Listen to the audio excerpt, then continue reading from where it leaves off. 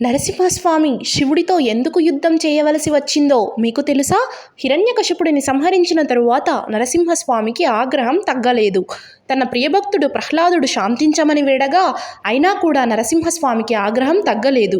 అప్పుడు దేవతలందరూ కలిసి పరమశివుణ్ణి శరణు వేడారు. అప్పుడు మహాశివుడు లక్ష్మీ నరసింహస్వామితో యుద్ధం చేశాడు. అయినా ఫలితం లేకపోయింది. వెంటనే శివుడు అతి భయంకరమైన శరభావతారం ఎత్తుతాడు.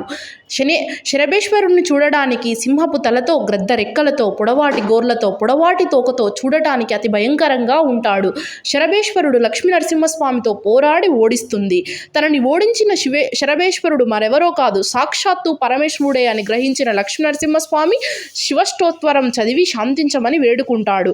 శాంతించిన పరమశివుడు నరసింహుడిని తనలో ఐక్యం చేసుకుంటూ ఇలా చెప్తాడు: శివుడు మహావిష్ణువు ఎప్పుడు పాలల్లో పాలలాగా, నెయ్యిలో నెయ్యిలాగా కలిసే ఉంటారని చెప్తాడు. జై నరసింహస్వామికి.